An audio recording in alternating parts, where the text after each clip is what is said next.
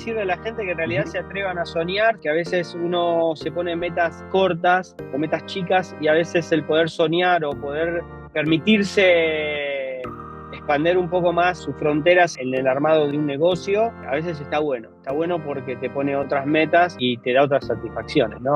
Otras recompensas. Nosotros en el 2017 viajamos de Argentina para Estados Unidos para hacer y desarrollar proyectos acá en Estados Unidos.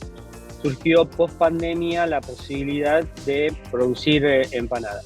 Había dos opciones que podíamos elegir para arrancar el proyecto. Una era la producción de empanadas en una escala menor y arrancar de a pequeñas cantidades, y la otra era arrancar con una escala mayor, entonces poner directamente una fábrica, una planta para producir empanadas a gran escala y poder de esa forma poder cubrir mercado.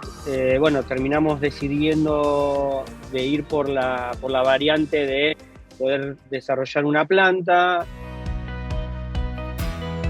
La parte gastronómica de cada país tiene un producto que se resalta, ¿verdad? Y Argentina se resalta por la parte de lo que es el asado y la empanada. La empanada es un producto que es transportable y lo podés comer mientras caminás o mientras estás en el auto.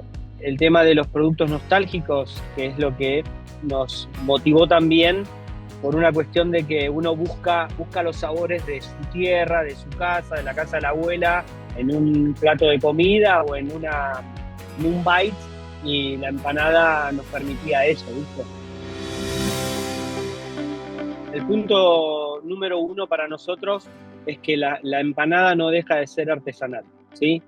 Todo lo que tiene que ver con relleno se produce handmade, se produce a mano.